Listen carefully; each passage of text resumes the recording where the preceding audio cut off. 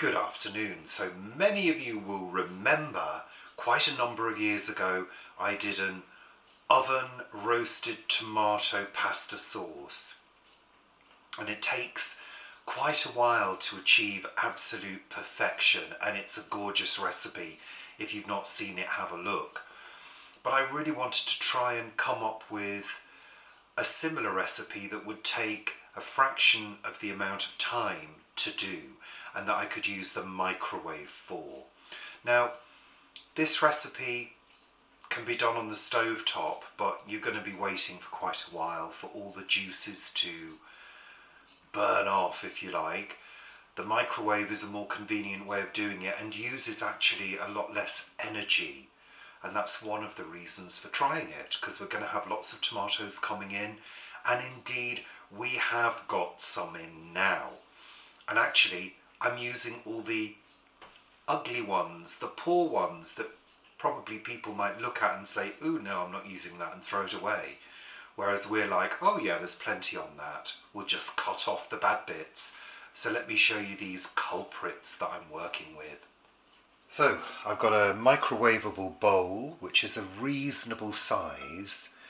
And when I do cut the tomatoes up, they will probably, I don't know, only come to about there. So consider that with microwaving, that sometimes juicy ingredients froth up and increase as they cook. So you have to always leave a little bit of extra room in a bowl. Now this doesn't have a lid, but we've got a makeshift lid. I've got an ordinary plate which I'm going to chop the tomatoes onto because we don't want to waste any of the juices. I've got some homegrown garlic. I'm going to be giving this a rough chop. I've got a red onion, some homegrown basil, salt and pepper, and then the stars of the show are the tomatoes. Now, I don't know whether you can see, but there are a number of blemishes. This one here, look, that looks particularly nasty. I would imagine a lot of people would say, "Ooh." I mean, I might still say "ooh" if it's damaged inside, but once I've cut that off and cut it apart, I'm going to inspect it and see whether it's okay inside. I think it'll be fine. And we've got a couple, these are black crim, by the way, and they're nice and large. You know, there's plenty of flesh and juice in there. And these are Amish paste, and they've got a couple of blemishes. And these were in the fridge because they're getting very soft now. So why not use up the ones that don't look great? And you might notice that this is very, very simple, and there is one omission: olive oil. I ain't using no olive oil in this, so it's actually fat-free. So let's have a look at this particularly nasty one. Oh dear, poor thing. It's tried its best. So I'm going to cut there to begin with. We're just inspecting it.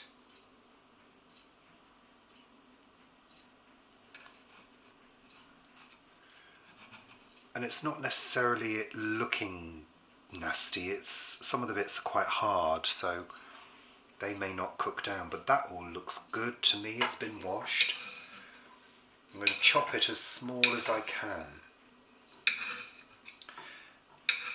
And this is mainly because if you leave the skins on, which I'm doing, because of the nutrition, which sits just below the level of the skin, if you're leaving the skins on, they will sort of roll up into little sticks.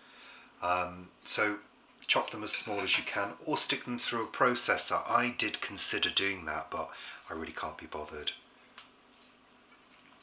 I'm just going to cut that in half. See, it's quite woody in there where the stalk is, but there you can see how the tomato is sort of split. I'm just going to cut off that stalky bit there.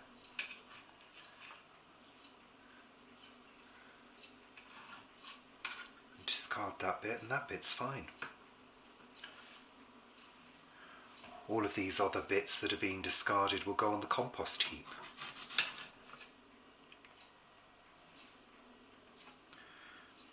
Let's cut that bit off there.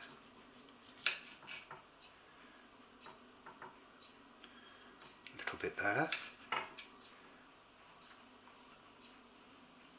That all looks good to me. Let's get it chopped up.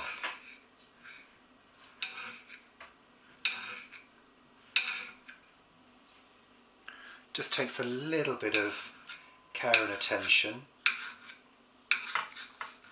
but they're beautifully juicy and feel nice and ripe, so I'm sure that the flavour is going to be absolutely amazing.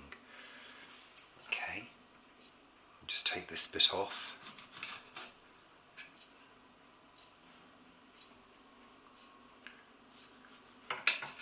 And that bit. The rest of that is fine.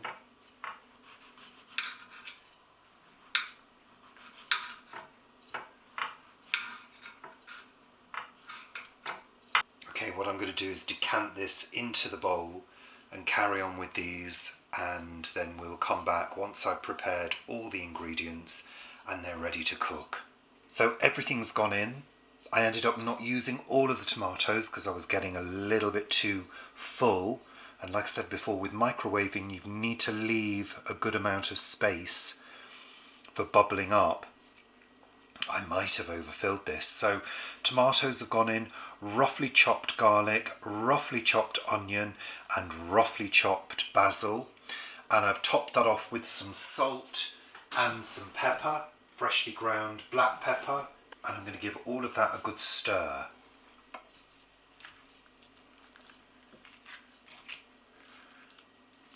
Now what will actually happen is it will reduce eventually. But what first tends to happen, from my experience in terms of testing this recipe, the juices fully give up, so we get lots of juice to begin with, and then the next stage of cooking, the juices reduce to intensify the flavour. And I think one of the most important things with microwave cookery, especially if you're doing tomatoes, is covering the dish when it's cooking. So let's do that, pop it into the microwave, and let's see what happens.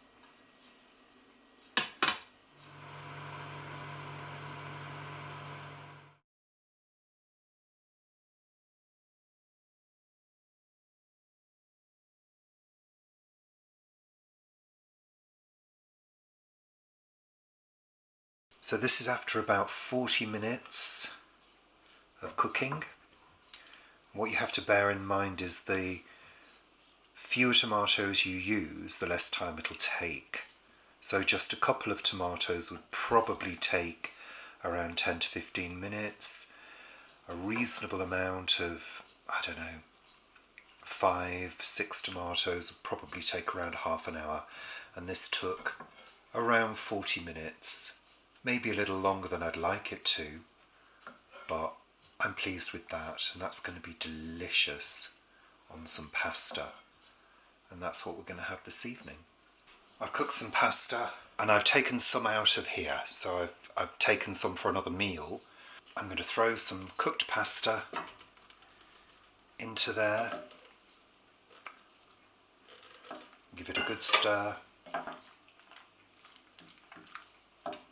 I'm stirring it well until all the pasta is coated.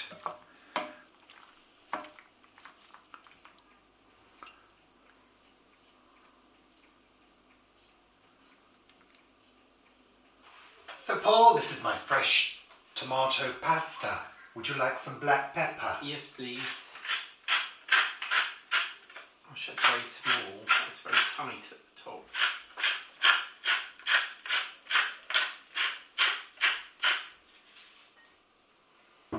We're being naughty again today. This is the second time we've had cheese.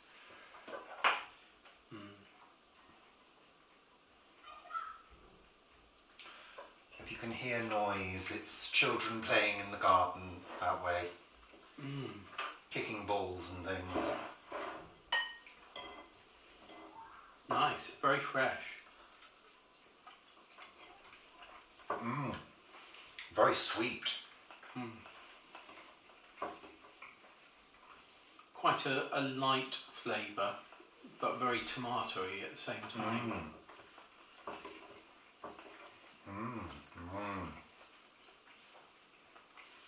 Yeah, it's lovely. I mean, tomato and pasta and cheese, what could be wrong with it, really? It's got a freshness that you don't get with tinned tomatoes. Oh, it's delicious. It's very different to the roasted one. Very different. That is absolutely lovely. It really is. And it's the simplicity of the ingredients, I think, as well. What's in there? Onion, garlic. Onion, garlic, tomatoes, basil, salt and pepper. Any oil? No, Fat free. Other than apart from, cheese. apart from the obviously. cheese, it's fat free. Very nice. And, you know, relatively easy to do.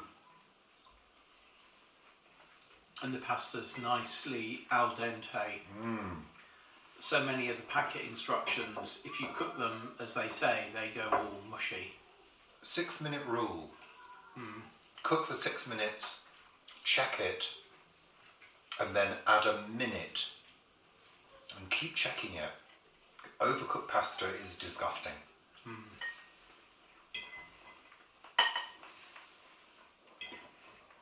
If you're doing a pasta bake, reduce that 4 minutes and then see, oh, little catchy, and see how it's cooking, because it's going to cook again if you're doing a pasta bake. It's blacky whitey.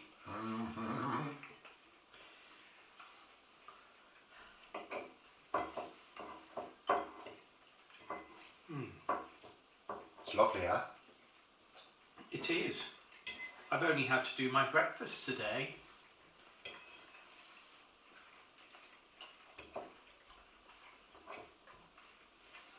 See you later. Bye.